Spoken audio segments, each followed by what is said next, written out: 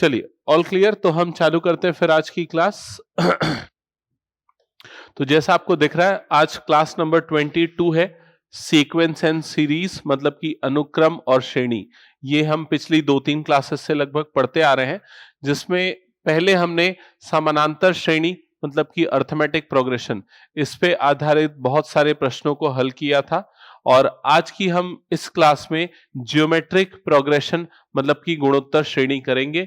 ये सारे topics already हमने कवर कर चुके हैं और सीक्वेंस एंड सीरीज ये टॉपिक चलने वाला है, और ये बाकी ओवरऑल फ्लो होने वाला है हमारी आगे की पढ़ाई का। और अनुक्रम और श्रेणी का जो सिलेबस है वो कुछ इस प्रकार है जैसा आपको सामने दिख रहा है। ठीक है, तो चलिए गुणोत्तर श्रेणी, तो शुरुआत करते हैं गुणोत्तर श्रेणी मतलब कि ज्योमेट्रिक प्रोग्रेशन से। तो क्या होता है, इसको एक एग्जांपल से समझते हैं कि किस प्रोग्रेशन को हम ज्योमेट्रिक प्रोग्रेशन कहेंगे। यदि मान लीजिए कुछ टर्म्स इस प्रकार से हैं, 2, 6, 18, 54 इस प्रकार से। तो यहां पर यदि आप ध्यान देंगे तो यहां पर अगला पद निकालने के लिए हमें 3 का गुणा करना पड़ा। 2 तिया 6, 6 तिया 18, 18 36, 18 तिया 54, तो यहां 3 का गुणा करना पड़ा। तो हर एक पद निकालने के लिए हम 3 का गुणा कर रहे हैं। या फिर दूसरे तरीके से यह देखा जाए कि दूसरे और पहले पद का अनुपात यहां पर जो दिख रहा है, दूसरा पद मतलब कि A2, पहला पद मतलब कि A1, तो इसका अनुपात कितना है, 6/2, मतलब कि 3:1, 3/1 के बराबर है। वहीं तीसरा बटे दूसरा पद निकालते हैं, A3/A2 निकालते हैं, तो तीसरा पद यहां पर 18 है, दूसरा पद यहां पर 6 है, तो इसका भी मान कितना आ रहा है, 3 आ रहा है। उसी प्रकार से चौथा बटे तीसरा करेंगे तो भी ये क्या आएगा, 3 आएगा। तो जब भी इस तरह के प्रोग्रेशन बनते हैं, श्रेणियां बनती है, तो उसे हम ज्योमेट्रिक प्रोग्रेशन मतलब कि गुणोत्तर श्रेणी कहते हैं। तो पहली चीज ये कि हम कैसे पहचानते हैं कि कोई भी दी गई श्रेणी गुणोत्तर श्रेणी है या नहीं। तो यहां पर इनके अनुपात एक बराबर होने चाहिए, द्वितीय और प्रथम पद का, तृतीय और द्वितीय पद का, इस तरीके से। तो इसे हम सर्वानुपात मतलब कि कॉमन रेशियो कहते हैं।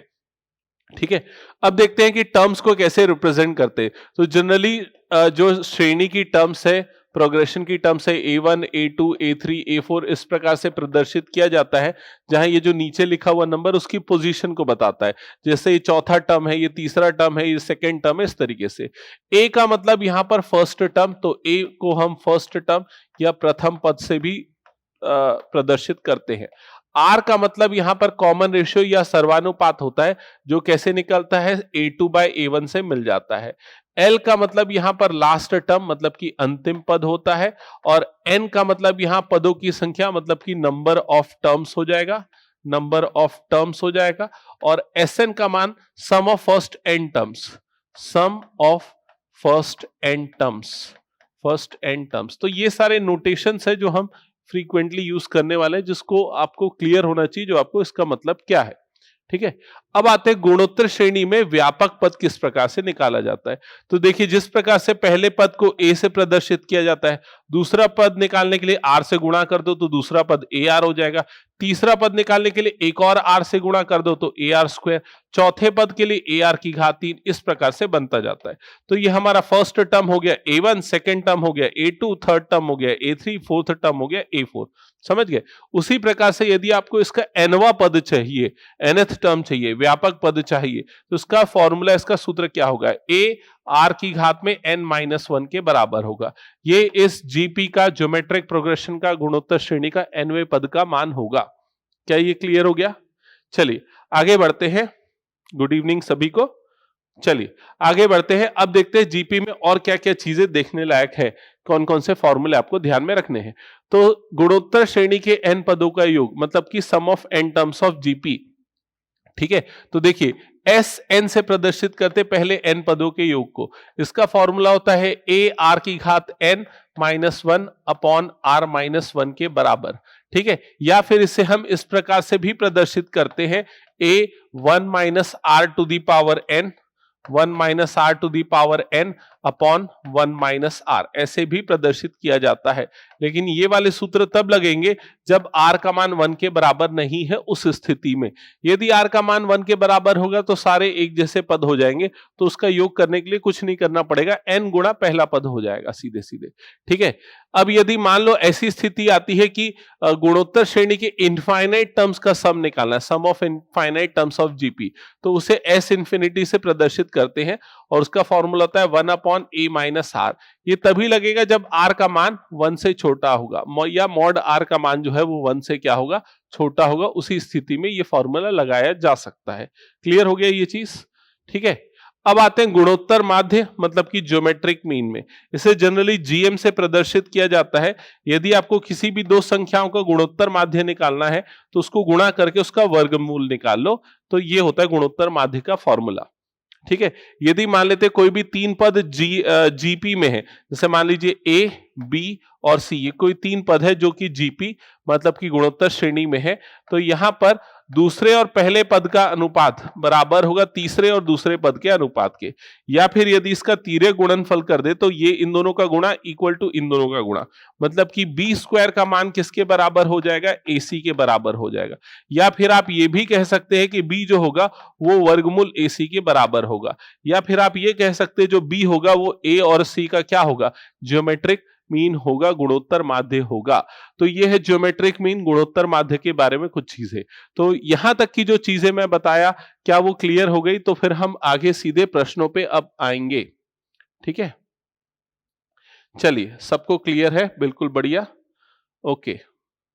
ठीक है, तो यहां तक की सारी चीजें जो क्लियर हो गई, तो अब इन सबको ध्यान में रखिएगा। ठीक है, कि गुणोत्तर श्रेणी में ए, एल, एन, एस एन, ये सबका क्या मतलब होता है, जनरल टर्म का क्या फॉर्मूला लगता है, सम ऑफ एन टर्म्स का क्या फॉर्मूला लगता है, इनफाइनाइट टर्म्स का क्या लगता है, ज्योमेट्रिक मीन का मतलब क्या होता है। ठीक है, हाँ, एक और रिलेशनशिप एएम और जीएम में, मतलब कि अर्थमेटिक मीन और ज्योमेट्रिक मीन में, गुणोत्तर माध्य और समांतर माध्य के बीच में। ए को यदि हम अर्थमेटिक मीन, जी को यदि हम ज्योमेट्रिक मीन से प्रदर्शित करते हैं, तो अर्थमेटिक मीन निकालने का फॉर्मूला ये था a plus B by two. Geometric mean का क्या था, माइनस रूट ए बी। यदि इसको हम सिंप्लीफाई कर दे तो a plus B minus two root A B का बटे 2 का जो मान है ये बराबर हो जाएगा a माइनस जी के, मतलब arithmetic mean minus geometric mean के। और इस पूरे पद को हम क्या लिख सकते हैं, रूट ए माइनस रूट बी का होल स्क्वायर बटे 2 लिख सकते हैं। साफ तौर पे देख रहे हैं ये स्क्वायर है, मतलब कि पॉजिटिव होगा, और डिनोमिनेटर में भी पॉजिटिव है, मतलब ये पूरे का मान शून्य से बड़ा या उसके बराबर होगा। अब चूंकि a माइनस जी का मान शून्य से बड़ा या उसके बराबर है, इससे साफ तौर पे समझ में आता है कि a का मान जो होगा वो g से बड़ा या फिर उसके बराबर होगा। मतलब कि अर्थमेटिक मीन जो है वो ज्योमेट्रिक मीन से बड़ा होगा या फिर उसके बराबर हो सकता है। ठीक है, इस पे आधारित भी कुछ प्रश्न बनते हैं जो आपको ध्यान में रखना है। ठीक है, चलिए अब आ जाते हैं हम सीधे सिंपल क्वेश्चंस पे। तो स्टार्टिंग में हम पहले बेसिक क्वेश्चन करेंगे ताकि आपको फॉर्मूले को यूज कैसे करना है उसकी प्रैक्टिस हो जाए, फिर हम धीरे धीरे एडवांस लेवल के क्वेश्चन पे जाएंगे। ठीक है, तो चलिए पहले हम आज की क्लास में थोड़े बेसिक लेवल वाले क्वेश्चन करने वाले हैं, एक एक करके देखते चलते हैं। यहां लिखा है find the 20th term and the nth term, मतलब 20वां पद और nवां पद निकालना है, किसका, इस गुणोत्तर श्रेणी का ज्योमेट्रिक प्रोग्रेशन का। तो साफ तौर पे दिख रहा है इस ज्योमेट्रिक प्रोग्रेशन का फर्स्ट टर्म, प्रथम पद, उसका मान कितना है, 5/2 के बराबर है। और इसके लिए r का मान आप निकाल सकते हैं, कैसे निकाल सकते हैं, द्वितीय पद बटे प्रथम पद, मतलब कि second term upon first term, ये करके। तो यदि इसको हल करेंगे तो देखो कितना आ जाएगा, ये 2, ये 5 और 5 तो कट जाएगा, 2 ऊपर गया 4 नीचे आ गया, 2/4 मतलब कि 1/2 के बराबर आ गया। तो यहां पर आपको सर्वानुपात का मान, कॉमन रेशियो की वैल्यू, और प्रथम पद का मान, फर्स्ट टर्म की वैल्यू मिल गई। अब यदि आपको इसका 20वां पद निकालना है तो जनरल टर्म का फॉर्मूला, an का फॉर्मूला क्या होता था, a r की घात में n-1, ये लगा दो। a का मान आपको पता है, a की जगह पे आ जाएगा 5/2, और r का मान भी आपने निकाल लिया है, क्या है, 1/2 की घात में n-1। तो यहां पर ये हो जाएगा 5/2। यहाँ 1 की घात में कुछ भी हो तो वो 1 ही रहता है और नीचे में 2 की घात में n-1 आ जाएगा। यहाँ 2 की दोनों घातों का योग करोगे तो 5/2 की घात n आ जाएगा। तो ये क्या हो गया, इसके nवें पद का मान हो गया, क्योंकि प्रश्न में आपको nth टर्म भी निकालने बोला था ना, और 20वां पद भी निकालने बोला है, तो n की जगह पे 20 डाल दो, तो 20वें पद का मान क्या होगा, 5/2 की घात में 20 हो जाएगा, बस खत्म। ये हो गया इसका 20th टर्म और ये हो गया इसका nth टर्म। एक बार चेक कर लीजिए सबको क्लियर है क्या? यदि क्लियर हो गया तो फिर हम आगे बढ़ते हैं अगले प्रश्न की तरफ। ठीक है, चलिए अगला प्रश्न। अब यहां से आप लोग भी मेरे साथ में सॉल्व करते जाइए और उत्तर बताते जाइएगा जिनका आते जा रहा है। तो इस प्रश्न में लिखा है the 12th term of GP, मतलब आपको किसी गुणोत्तर श्रेणी के 12वें पद का मान निकालना है, 12th टर्म की वैल्यू निकालनी है। A12 is equal to question mark, और क्या लिखा हुआ है इसमें, हुज 8th टर्म, जिसका 8वां पद 192 है। तो 8वां पद मतलब कि A8 इक्वल टू 192, ये आपको प्रश्न में दिया गया है। And the common ratio, common ratio मतलब कि सर्वानुपात का मान, ये भी आपको प्रश्न में दिया गया है। आर का मान आपको दिया गया है, तो आर का मान कितना है, आर का मान है 2। ठीक है, और आपको 12वें पद का मान निकालना है। तो देखिए आपको ध्यान में रखना है nth टर्म का फॉर्मूला, an का फॉर्मूला क्या था, तो an का फॉर्मूला था a r की घात में n-1। तो यदि ये सूत्र यहां पर लगाएंगे तो A8 की जगह पे क्या आ जाएगा, a r की घात 7, ये किसके बराबर होगा, 192 के। यहां पर r का मान 2 रख दो, तो ये हो जाएगा a 2 की घात में 7, और इधर पे कितना आ जाएगा, 192 आ जाएगा। 2 की घात 7 करोगे तो 128 मिलेगा, तो a गुणा 128 हो जाएगा 192 के बराबर। ठीक है, तो a का मान निकालना है तो 192 बटा 128 कर दो, ये आ गया इस प्रकार से। ठीक है, देखो 16 से कट जाएगा क्या दोनों, 16 अट्ठे 128 होता है, 16 एकम 16, 16 दूनी 32। ठीक है, 4 दूनी 8, 4 तिया 12, तो कुल मिला के यहां पर a का मान मतलब कि प्रथम पद का मान मिल गया 3/2 के बराबर। समझ गए? अब आपको r का भी मान दिया हुआ है, a का मान आपने निकाल लिया है, और आपको 12वें पद का मान निकालना है, A12 निकालना है। जनरल पद का फॉर्मूला हमने देख लिया था, AR की घात n-1 होता है, तो a मतलब कि प्रथम पद का मान 3/2, r मतलब कि कॉमन रेशियो 2 की घात 11, तो कितना आ जाएगा, यहां पर 2 की घात 1, 2 की घात 11 घटेगा तो 2 की घात 10 हो जाएगा। 2 की घात 10 को आप 1024 लिख सकते हैं। अब आप इसको 3 से गुणा कर दीजिए, 3 चौके 12 का 2, ये आ गया 1, 3 दूनी 6 और 1 7, ये आ जाएगा 0, 3 एकम 3, तो 3072 ये इसका सही उत्तर होगा। चेक करते हैं किसी ने सही उत्तर दिया क्या। मुकेश पिछले प्रश्न का उत्तर सही है, नविता ठीक है करेक्ट है। बहुत सारे लोगों के उत्तर आए हैं, लेकिन अभी तक मुझे पिछले प्रश्न का उत्तर मिला है 3072 आना चाहिए। नविता एक बार कैलकुलेशन में मिस्टेक तो नहीं हुई, चेक कर लेना तो। ठीक है, हाँ 3072 आएगा।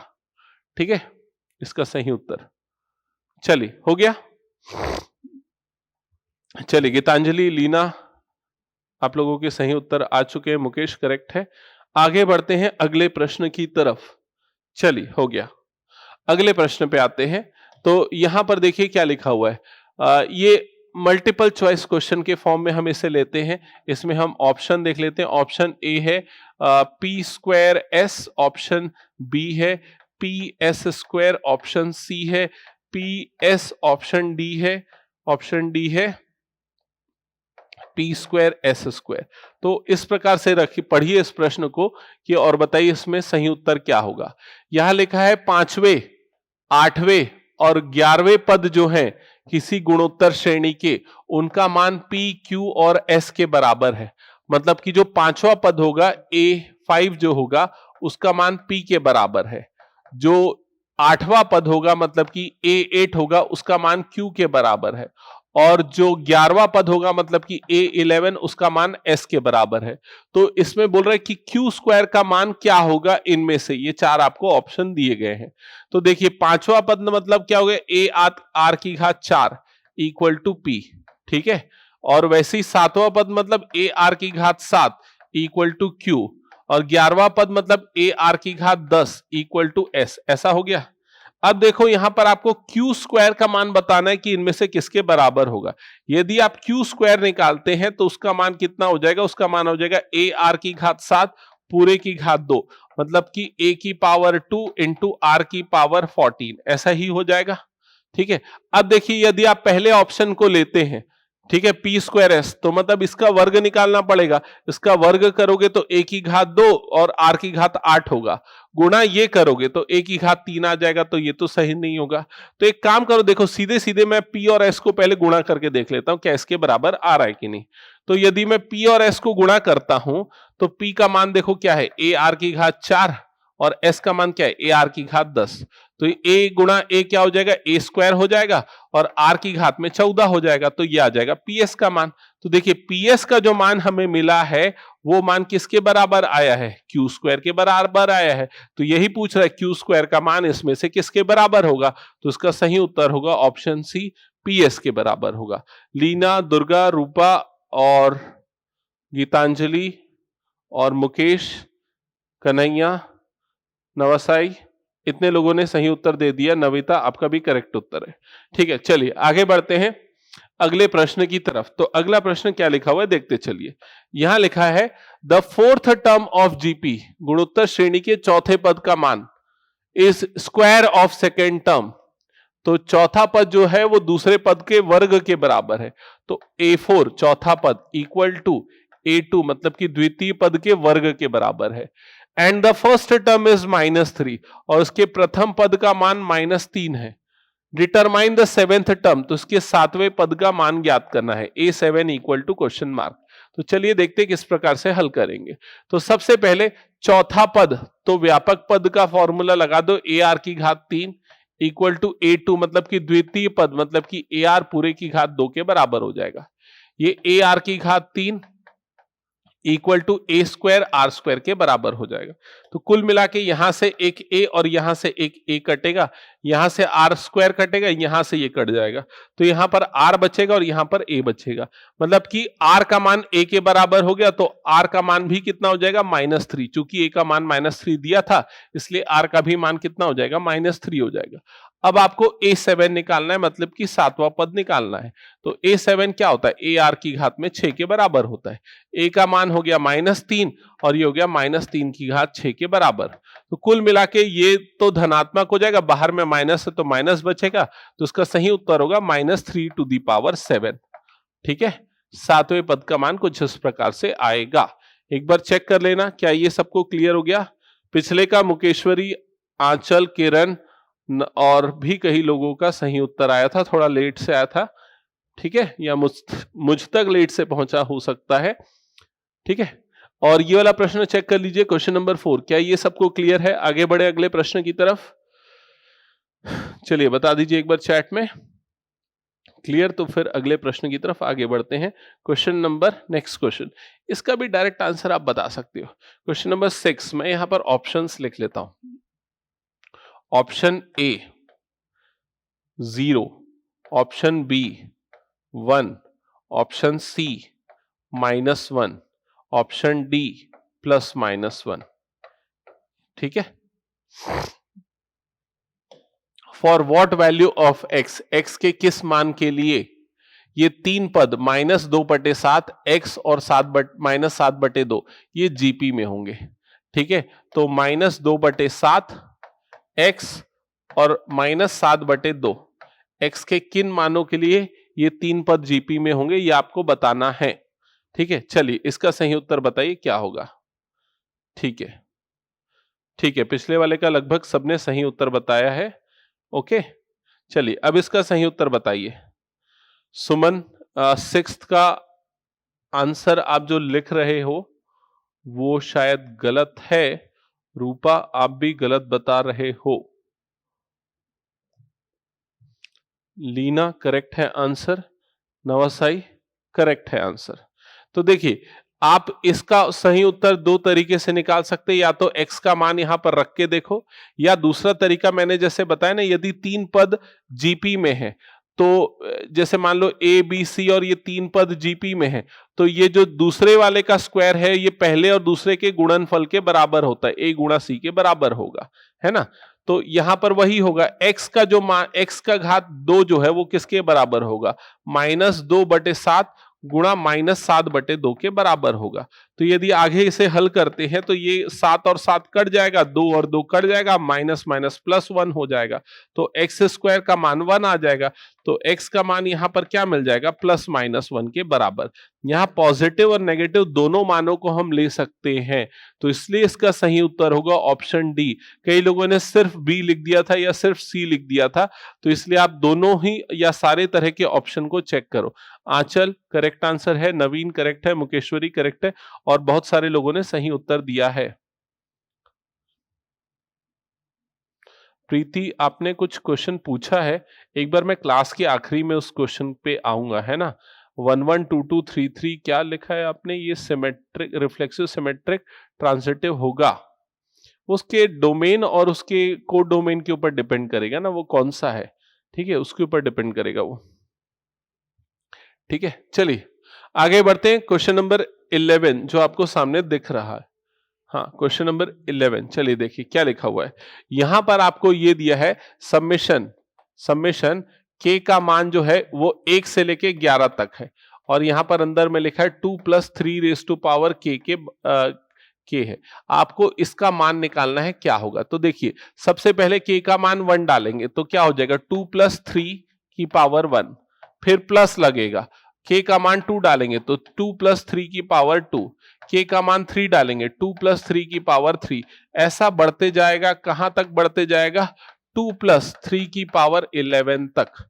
ठीक है, अब यहां पर आप देखोगे तो 2, ये जो पहला पद है ये कितने बार आ रहेगा, 1 2 3 ऐसा करते हुए कुल मिला के 11 बार आ रहा है। तो 2 + 2 + 2 ऐसा करते हुए 11 टर्म्स आपको देखने को मिल रहे हैं, 11 पद आपको देखने को मिल रहे हैं। प्लस वही तीन वाली पदों की बात करूं तो 3 की पावर 1 + 3 की पावर 2 + 3 की पावर 3 ऐसा करते हुए 3 की पावर 11 तक जा रहे हैं। तो यदि 2 को आप 11 बार जोड़ोगे तो आपको 2 × 11 के बराबर मिलेगा।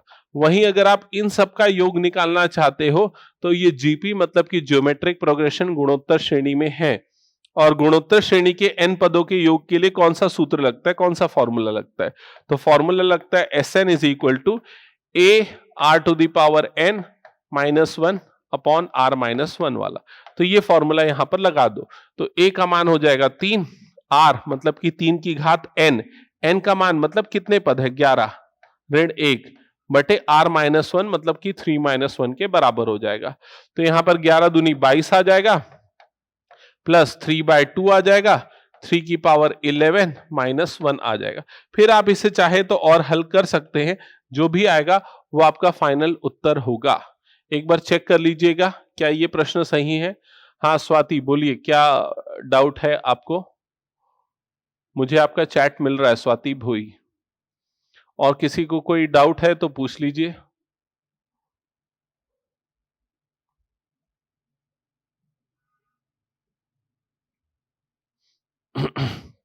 ठीक है, तो क्वेश्चन नंबर 11 क्लियर हो गया, क्लियर। तो फिर हम आगे बढ़े।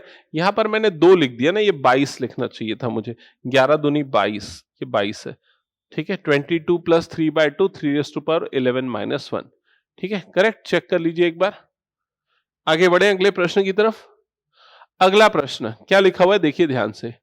एक गुणोत्तर श्रेणी के 3 पदों का योगफल 39/10 के बराबर है तथा उनका गुणनफल है 1। सर्वानुपात तथा पदों का मान ज्ञात कीजिए। प्रीति तिवारी जी, मुझे आपका डाउट मिल चुका है ना।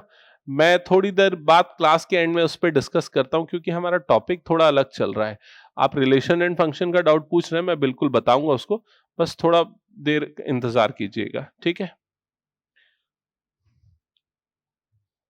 चलिए, तो यहां पर देखिए sum of first 3 terms of GP, पहले 3 पदों का योग यहां पर दिया गया है और उनका गुणनफल भी आपको दिया गया है, और आपको इसमें क्या निकालना है, find the first term and find the common ratio and the terms. तो उसके पद निकालने हैं, मतलब वो तीनों पद निकालने हैं, उसके सर्वानुपात का मान, कॉमन रेशियो का मान निकालना है।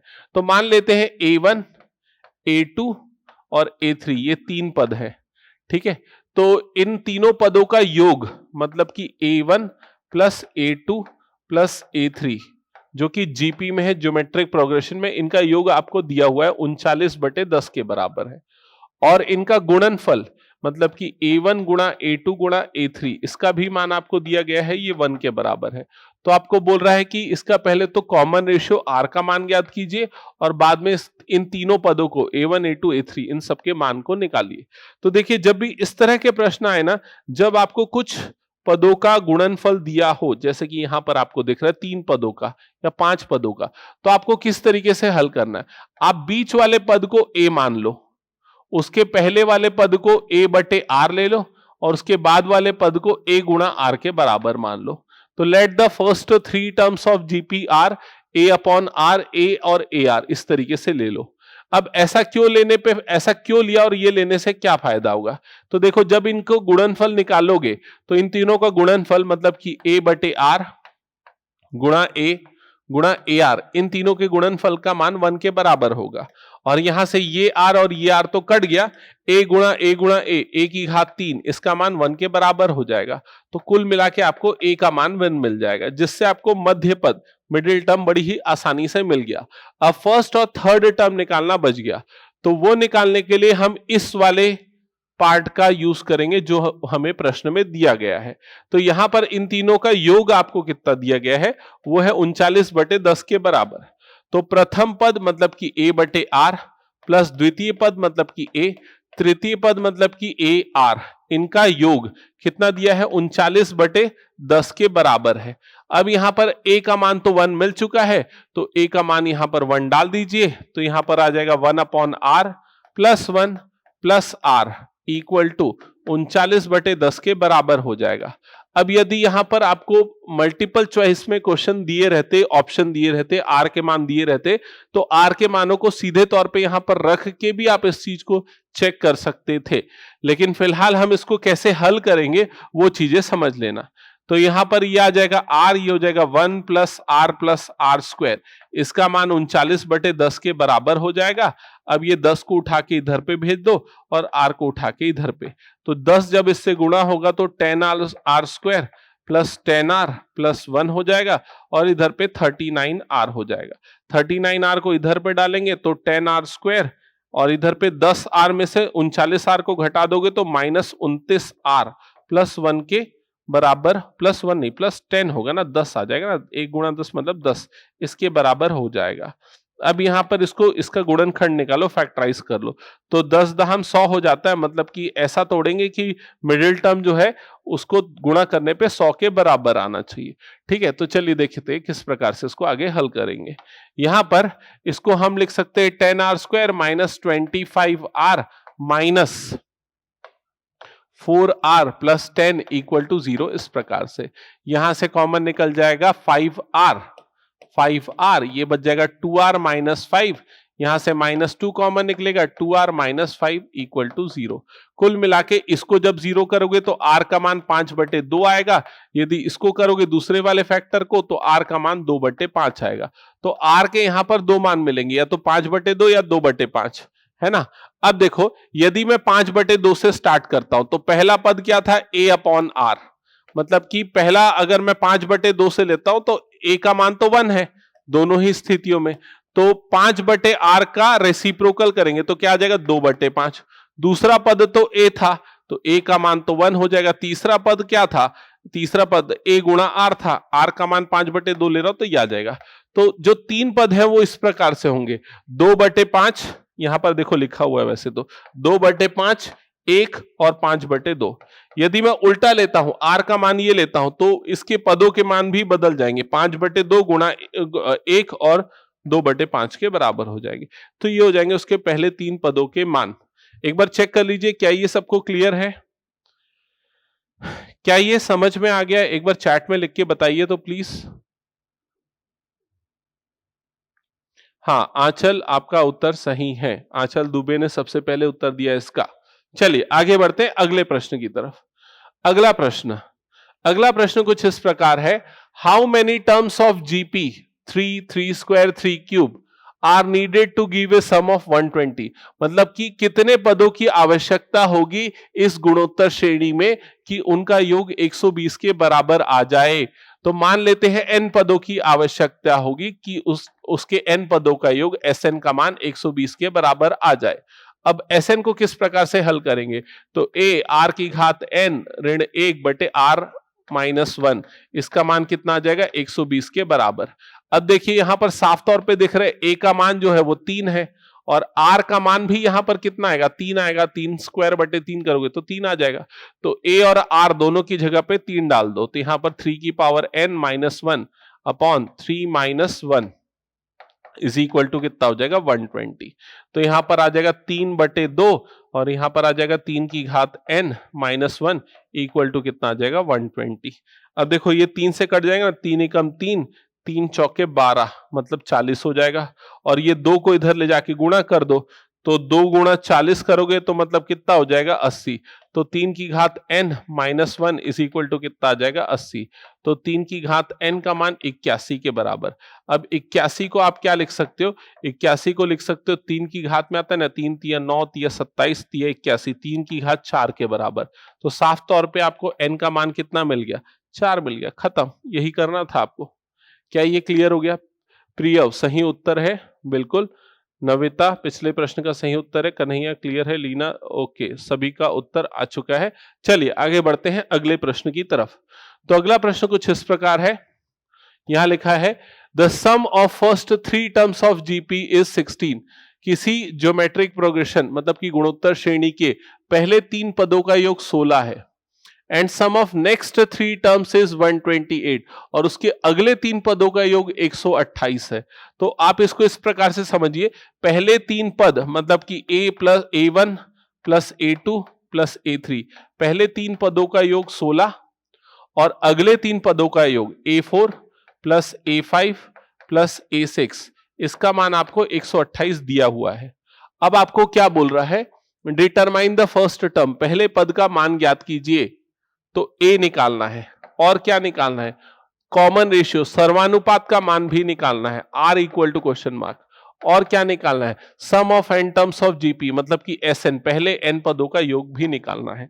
तो साफ तौर पे आपको ये 2 चीजें दी हुई हैं, ठीक है, पहले 3 पदों का योग और अगले 3 पदों का योग, और आपको इन सारी चीजों के मान निकालने हैं। क्लियर हो गया? चलिए स्टार्ट करते हैं इसको सॉल्व करना। तो आपको पता है कि पहले पद को यदि मैं a और सर्वानुपात को यदि मैं r से प्रदर्शित करूंगा तो a1 तो a के बराबर आ जाएगा, a2 को ar लिख सकते, a3 को ar स्क्वायर लिख सकते। तो इसका मान कितना आ गया, 16 आ गया, है ना। अब यहां पर से a यदि मैं कॉमन निकालता हूं तो 1 प्लस r स्क्वायर, इसका मान 16 आ जाएगा। उसी प्रकार से इसे मैं इक्वेशन नंबर 1 चाहूं तो दे सकता हूं, ठीक है। उसी प्रकार से यदि मैं दूसरे वाले पे आता हूं, a की घात 4 को क्या लिख सकता हूं, सॉरी a4 को क्या लिख सकता हूं, a r की घात 3, जनरल टर्म का फॉर्मूला। a5 को क्या लिख सकता हूं, a r की पावर 4, a6 को क्या लिख सकता हूं, a r की पावर 5, इसका मान कितना आ गया, 128 के बराबर आ गया। ये समझ में तो आ रहा है ना, an का फॉर्मूला होता है ना a r की पावर n माइनस 1, तो पांचवा निकालना है तो घात में 4 आएगा, छठा निकालना है तो घात में 5 आएगा, बस वही चीज लगा रहा हूं यहां पर, ठीक है। अब इनमें से क्या कॉमन निकल जाएगा, a निकलेगा और r की घात 3 निकल जाएगा कॉमन, तो क्या बचेगा यहां पर 1 प्लस यहां पर एक r बचेगा प्लस यहां एक r का स्क्वायर बचेगा, किसका, इसका मान कितना हो गया, 128 हो गया। तो इसे अब हम ले लेते हैं इक्वेशन नंबर 2, ये हो गया इक्वेशन नंबर 2। अब इन दोनों को भाग दे देते हैं, दो भागित 1 कर देते हैं, इक्वेशन 2 डिवाइडेड बाय इक्वेशन 1 कर देते हैं, ठीक है। अब देखो लेफ्ट साइड में क्या हो जाएगा, a r की घात 3 1 प्लस r स्क्वायर बटे यहां पर क्या हो जाएगा, a 1 प्लस r स्क्वायर, इसका मान कितना आ जाएगा, 128 बटे 16 के बराबर आ जाएगा। यहां पर ये पूरे पद और ये पूरे पद कट जाएंगे, a और a कट जाएगा, 16 अट्ठे 128 होता है, तो कुल मिला के r की घात 3 का मान 8 के बराबर होगा और r का मान 2 आ जाएगा। तो यहां पर आपको प्रथम पद r का मान मिल गया, ठीक है। अब r का मान आप यहां पर रखो, आपको a का मान मिल जाएगा। यदि r की जगह पे 2 रखता हो तो 2 दूनी 4, 4 और 2 6, 6 और 1 7, तो a का मान 16 बटे 7 के बराबर आ जाएगा, ठीक है। और पहले n पदों के योग के लिए तो Sn का फॉर्मूला लगा देना, आराम से वो मिल जाएगा। Sn का ये वाला formula a r to the power n minus 1 upon r minus 1। यहां a और r के इन दोनों मानों को रख देना, n की जगह पे n ही आएगा। प्रियव, a का मान 16/7 सही है और r का मान 2 आ रहा है, सही है। लीना 4 कैसे लिखा है? 4 लिखा है आंचल ने भी। अच्छा, पिछले वाले प्रश्न का सही उत्तर बता रहे हैं क्या? हो सकता है कई लोगों तक मेरी आवाज थोड़ा लेट से पहुंच रही होगी और कुछ लोगों तक जल्दी पहुंच जा रही होगी, इस वजह से आप लोगों के रिस्पॉन्स थोड़ा आगे पीछे आ रहे हैं। चलिए, कोई बात नहीं, आगे बढ़ते हैं अगले प्रश्न की तरफ। तो अगला प्रश्न क्या लिखा हुआ है? गिवन ए जीपी, तो एक आपको गुणोत्तर श्रेणी दी गई है जिसके प्रथम पद का मान 729 है और सातवें पद का मान 64 है। तो आपको इसके सात डिटरमाइन S7, पहले 7 पदों का योग निकालना है। तो देखिए, सातवें पद का मान मतलब कि A7, जिसे हम कैसे प्रदर्शित करेंगे? AR की घात 6 से। इसका मान कितना दिया हुआ है? 64 दिया हुआ है। A का मान दिया हुआ है 729, तो यह आ गया 729 r की पावर 6 इक्वल टू 64 आ गया। तो यहां पर r की घात 6 का मान कितना हो जाएगा? 64/729 आ जाएगा। और 64 और 729, इन दोनों को मैं किस प्रकार से लिख सकता हूं? तो 2 की घात 6 होता है 64, 3 की घात 6 होता है 729, मतलब r की घात 6 का मान 2/3 पूरे की घात 6 के बराबर हो जाएगा। मतलब कुल मिला के r का मान यहां पर आपको ±2/3 मिल जाएगा। समझ में आई ये चीज? अब आपको पहले 7 पदों का योग निकालना है, तो S7 निकालने के लिए फॉर्मूला लगा दो। अच्छा, फॉर्मूला क्या लगेगा? a r⁴n -1 अपॉन r-1 वाला फॉर्मूला लगा दो। देखो, जनरली क्या करते हैं, यदि r का मान 1 से छोटा होता है ना, तो फॉर्मूला को इस प्रकार से लिखते हैं, 1 - r⁴n अपॉन 1 - r, ऐसा लिख देते हैं। ठीक है, तो यहां पर a की जगह पे क्या आ जाएगा? 729, 1 की जगह पे तो 1 आएगा, r की जगह पे क्या आ जाएगा? 2/3, 2/3 पूरे की पावर में कितना आ जाएगा? पूरे की पावर में आ जाएगा 7, क्योंकि आपको S7 निकालना है, बटे 1 - r, तो 1 - 2/3 आ जाएगा। इस प्रकार से आगे आप इसको और हल कर सकते, जैसे कि 729 को आप 3 की घात 6 लिख सकते हैं। यहां पर क्या आ जाएगा? 1 - 2 की पावर 7 अपॉन 3 की पावर 7, ऐसा लिखा जा सकता है। नीचे में कितना आ जाएगा? नीचे में इसका एलसीएम 3 आएगा, 3 में से 2 गया मतलब 1 बच जाएगा। ये 3 को भी ऊपर भेज दोगे तो 3 की घात 7, तो 3 की घात 7 ऐसा हो जाएगा ना, ये ऊपर जाएगा 3 की घात 7 और ये तो 1 हो गया, और यहां पर क्या आ जाएगा? 3 की घात 7 ऋण 2 की घात 7 बटे 3 की घात 7 के बराबर आएगा, जिसमें इन दोनों पदों को भी काट सकते हो। तो जो आपका फाइनल उत्तर होगा वो 3 की घात 7 ऋण 2 की घात 7 के बराबर होगा। 2 की घात तो 128 होता है, 3 की घात 7 का भी हल निकाल लो कि क्या होगा और उसके दोनों को घटा दो। तो जल्दी बताओ इसका सही उत्तर क्या आ रहा है? कौन सा प्रश्न अभी हमने किया? प्रश्न नंबर, ये है 15वां प्रश्न। ठीक है, तो 15वें प्रश्न का सही उत्तर बताइए क्या आ रहा है?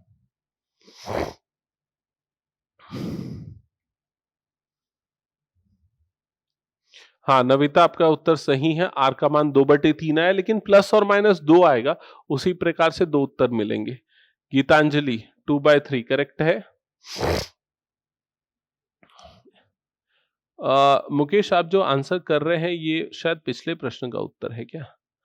1995 तो नहीं आना चाहिए, कुछ और आना चाहिए। भावना, और किसी का आया क्या हल करने के बाद नंबर के फॉर्म में आंसर? तो बताइए। हाँ, 2059 ये सही उत्तर है। आंचल और मुकेश, इन दोनों लोगों ने सही उत्तर दिया। अब आप जब इसको हल करोगे तो इसका सही उत्तर आएगा 2059। ठीक है, इसको हल करके एक बार चेक कर लेना। ठीक है, चलिए 2055 नहीं 2059 आएगा। ठीक है, चलिए अब देखिए, आज की क्लास का आज हम एक लास्ट क्वेश्चन देखते हैं, बाकी हम अगली क्लास में करेंगे। ठीक है, आखिरी प्रश्न आज की क्लास का क्या लिखा है? Find the GP for which sum of first 2 terms is -4। तो आपको एक ज्योमेट्रिक प्रोग्रेशन मतलब कि गुणोत्तर श्रेणी निकालनी है जिसके पहले 2 पदों का योग ऋण 4 के बराबर है। पहले 2 पद मतलब कि a + AR, ये पहले 2 पद हो जाएंगे, इनका योग 4 है। या यदि मैं a कॉमन निकालूं तो 1 + r, इसका योग 4 के बराबर है। और क्या लिखा है, जो फिफ्थ टर्म है मतलब कि जो पांचवा पद है वो 4 गुना है किसके, तीसरे पद के, is 4 times the third term. पांचवा पद मतलब कि A5 equal to 4 times the third term, ये हो गया। तो अब देखिए पांचवें पद को मैं क्या लिख सकता हूं, AR की घात 4 व्यापक पद के सूत्र से, AR की घात 2, दोनों से A और A कट जाएगा, यहां से R की घात 2 कटेगा, यहां R की घात 2 बच जाएगा, समझ गए ना। तो R स्क्वायर का मान यहां पर 4 के बराबर हो गया, जिससे R का मान +-2 के बराबर आ जाएगा। अब R का मान यदि आप +2 रखते हैं तो यहां पर देखिए A का मान कितना होगा, तो यदि मैं 2 रखता हूं तो 2 और 1 3 हो गया और A का मान 4/3 आ जाएगा। यदि R का मान मैं -2 लेता हूं, -2 लेता हूं, तो ये -2 मतलब -1 और A का मान कितना हो जाएगा, -4 हो जाएगा। तो दोनों ही स्थितियों में ज्योमेट्रिक प्रोग्रेशन के पद क्या होंगे, तो फर्स्ट टर्म तो पहले वाले के हिसाब से देखा जाए तो 4/3 गुणा 8/3 गुणा 16/3 कुछ इस प्रकार से मिलेंगे। दूसरे वाले के हिसाब से देखा जाए तो -4, 8, -16, 32 इस प्रकार से इसके पद मिलेंगे। तो एक बार चेक कर लीजिए, किसी को कोई डाउट है क्या इस प्रश्न में? ठीक है, ये हो गया। चलिए आज हमने कुछ बेसिक क्वेश्चंस किए थे। आज एक छोटी सी क्लास ही हम रखते हैं क्योंकि स्टार्टिंग में थोड़ा सा डिले हो गया था, नहीं तो हमें और भी काफी सारे प्रश्नों को हल करना था, बट कुछ टेक्निकल इश्यूज के कारण थोड़ी क्लास लेट से चालू हुई है। ठीक है, जो कुछ डाउट्स है एक बार उसको मैं डिस्कस कर लेता हूं। जैसे प्रीति के कुछ डाउट्स थे उसको एक बार डिस्कस कर लेते हैं और फिर उसके बाद हम अगली क्लास में कंटिन्यू करेंगे थोड़े और हायर लेवल वाले क्वेश्चंस के साथ, क्योंकि आज तो हमने बेसिक लेवल वाले क्वेश्चन किए जिसमें आप फॉर्मूले को कैसे यूज करना है, जनरल टर्म का, nth टर्म का, सम ऑफ n टर्म्स का, वो सब हमने देखा। चलिए अब काफी पहले एक डाउट पूछा था प्रीति ने आज चैट में। क्या पूछा था मुझे जितना याद है मैं एक बार लिख देता हूं।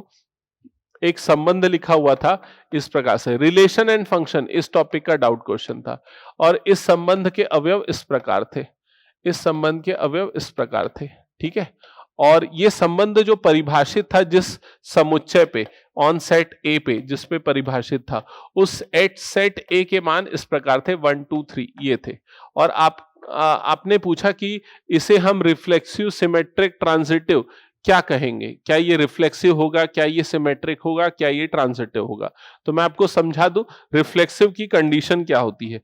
तो देखिए रिफ्लेक्सिव की कंडीशन होती है यदि a, a संबंध से बिलोंग करता है उन सारे a के मानों के लिए जो समुच्चय a के अवयव हो, सेट a के एलिमेंट हो, तो इस स्थिति में हम इसे रिफ्लेक्सिव रिलेशन कहते हैं, रिफ्लेक्सिव रिलेशन कहते हैं। और यहां पर ऐसा हो रहा है, देखिए सेट ए के एलिमेंट 1 2 3 है, तो 1 1 भी है, 2 2 भी है, 3 3 भी है, तीनों है, तो इस वजह से हम इसे रिफ्लेक्सिव रिलेशन कहेंगे। हाँ, ये रिफ्लेक्सिव होगा। दूसरा आप सिमेट्रिक की क्या कंडीशन होती है, सिमेट्रिक की कंडीशन होती है यदि a, b r का अवयव है और इस स्थिति में ये प्रूफ हो जाए कि b, a भी r का अवयव होगा। ठीक है, तो हम बोलेंगे कि ये रिलेशन क्या है, सिमेट्रिक है, सम्मित है, सिमेट्रिक है। ठीक है, तो अभी यहां पर देखिए, यहां पर यदि 1 1 आ रहा है तो 1 और 1 को पलट दो तो भी 1 1 ही होगा, 2 और 2 को पलट दो 2 2 होगा, 3 और 3 को पलट दो 3 3 होगा। ऐसा तो नहीं है कि 1 2 है लेकिन 2 1 नहीं है, ऐसी कोई भी स्थिति नहीं आ रही है। जो भी पार्ट है अगर उसको हम बदल दे तो भी हमें वो अवयव जो है वो मिल रहा है, मतलब ये सिमेट्रिक भी कहलाएगा, रिफ्लेक्सिव भी हो गया, सिमेट्रिक भी हो गया। ट्रांजिटिव की कंडीशन क्या होती है, ट्रांजिटिव में यदि ए बी है रिलेशन में, यदि बी सी है रिलेशन में, तो हमें क्या चेक करना होता है, ए सी चेक करना होता है कि ये रिलेशन में है या नहीं। तो अब देखो यहां साफ तौर पे ए और बी तो है, बी और सी वाला ऐसा वाला कंडीशन ही नहीं आ रहा है। तो मैंने ये बताया था जब भी ये हो कि भाई ये वाला कंडीशन आए, ये वाला कंडीशन एग्जिस्ट ही ना करे, नॉट एग्जिस्ट हो जाए, तो उस स्थिति में हम इसे ट्रांजिटिव बोल देंगे। ये डायरेक्टली क्या हो जाएगा, ट्रांजिटिव भी हो जाएगा, रिफ्लेक्सिव, सिमेट्रिक और ट्रांजिटिव तीनों होगा। और इस तरह के रिलेशन को इक्विवेलेंस रिलेशन कहा जाता है। तो प्रीति आपका जो डाउट था क्या ये क्लियर हो गया, रिफ्लेक्सिव, सिमेट्रिक, ट्रांजिटिव ये तीनों होंगे। ठीक है, चलिए ये मुझे ऐसा लग रहा है इस प्रश्न को ऑलरेडी मैंने पहले लिया हुआ है। रिफ्लेक्सिव सिमेट्री जब टाइप्स ऑफ रिलेशन जब मैं पढ़ा रहा था इस तरह का प्रश्न देखने को मिला था, तो आप वो देख सकते हैं। ठीक है, और किसने क्या पूछा है? दीपिका ने पूछा क्वेश्चन नंबर,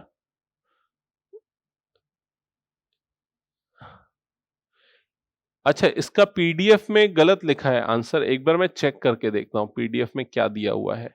ठीक है, प्रैक्टिस शीट वाला पीडीएफ ना, एक बार देखता हूं क्या प्रश्न था। ठीक है, वो डिपेंड करता है कौन से सेट के ऊपर परिभाषित है। अ, और किसी का कुछ कुछ डाउट था? गीतेश 11th क्वेश्चन को एक बार समझा दीजिए। चलिए ठीक है, 11th क्वेश्चन को समझा देता हूं। क्या था 11th क्वेश्चन? ये है 11th क्वेश्चन। तो इधर पे देख लो, यहां पर सबमिशन का साइन दिया हुआ है, 2 + 3 की पावर k के बराबर है। तो यहां पर हम क्या करते हैं, k के मानों को रखते जाते हैं और उनको जोड़ते जाते हैं। k के मान को 1 रखूंगा तो 2 + 3 आ जाएगा, 2 रखूंगा तो 2 + 3 स्क्वायर, 2 + 3 क्यूब, इस तरीके से आगे बढ़ता जाएगा। तो कहां तक जाएगा? 2 + 3 की पावर 11 तक। अब देखो यहां पर जो सिर्फ 2 है वो 2 कितने बार आ रहा है? 11 बार। तो 2 को 11 बार जोड़ना है तो वो 2 × 11 के बराबर हो जाएगा, मतलब कि 22 हो जाएगा। वहीं अगर 3 वाले पदों को देखो तो 3 की घात 1, 3 की घात 2, 3 की घात 3, ऐसा करते हुए 3 की घात 11 तक जा रहा है। तो यहां पर sum of n terms of GP का फॉर्मूला, एसएन का फॉर्मूला लगा दिया मैंने। ए आर की घात n-1 अपॉन r-1। यहां पर n का मान कितना हो गया? 11 हो गया, a का मान हो गया 3, r का मान भी हो गया 3। इस सूत्र में रख दो, यहां पर वैल्यू रख दो, जो भी हुआ थोड़ा बहुत सिंप्लीफाई कर लो, ये हो जाएगा इसका सही उत्तर। ठीक है, क्या ये क्लियर है? चलिए ठीक है, ओके। तो गीतेश आपका जो डाउट था क्लियर हो गया, एक बार बता दीजिए। और नेक्स्ट दीपिका ने पूछा 14th क्वेश्चन समझाने के लिए, तो ठीक है 14th में दोबारा से समझा देता हूं, देख लीजिए।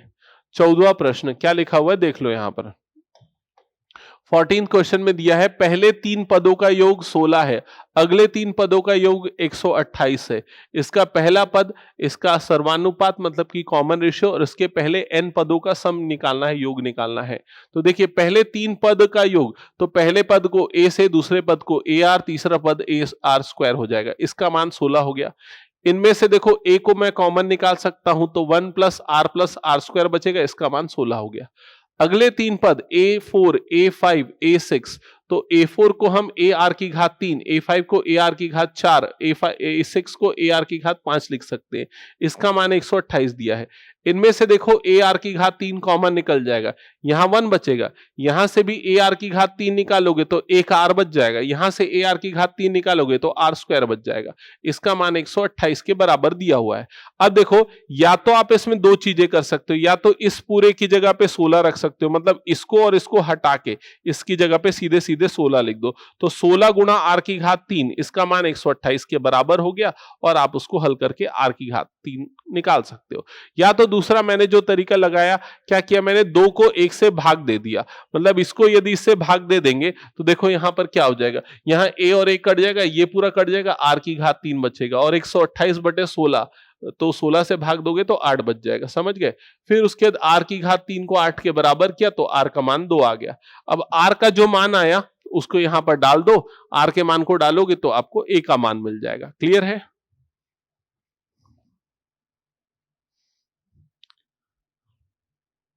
फिफ्टींथ क्वेश्चन में फॉर्मूला क्यों चेंज किया? भाई फॉर्मूला देखो कोई चेंज नहीं है, वो है ना। दीपिका आपको मैंने 14 समझा दिया है, गीतेश ने पूछा 15th क्वेश्चन में फॉर्मूला क्यों चेंज किया। तो देखो क्या होता है, ये फॉर्मूले में कोई बदलाव नहीं किया हूं। क्या होता है, एसएन का जो फॉर्मूला होता है ना, ये ए आर की पावर n -1 अपॉन r-1, या तो हम ऐसा लिखते हैं या तो हम ऐसा भी लिख सकते हैं, 1 - r की घात n बटे 1 - r के बराबर। क्या है, ऊपर से माइनस नीचे से माइनस कॉमन निकालो, काट दो, तो ये फॉर्मूला बन जाएगा। तो दोनों फॉर्मूले एक ही हैं, इसमें से माइनस, दोनों से माइनस कॉमन निकालोगे, माइनस कट के ये बन जाएगा। जनरली क्या होता है, जब भी r का मान जो है वो छोटा होता है 1 से ना, तब हम ये वाला फॉर्मूला यूज करते हैं, ताकि नीचे नेगेटिव नंबर ना आए, पॉजिटिव नंबर आ जाए, इसलिए। क्योंकि यहां पर r का मान 2/3 था, 1 से छोटा था, इसलिए मैंने ये वाला फॉर्मूला यूज कर लिया। अब वो वाला यूज करोगे तो भी कोई गलत नहीं होगा उसमें। ठीक है, क्लियर है गीतेश आप जो पूछ रहे थे? आर का फॉर्मूला क्यों चेंज किया, इसलिए मैं बता रहा हूँ। और किसी को कोई डाउट है तो पूछ सकते हैं, अदरवाइज हम क्लास आज यहीं पर एंड करते हैं। धन्यवाद।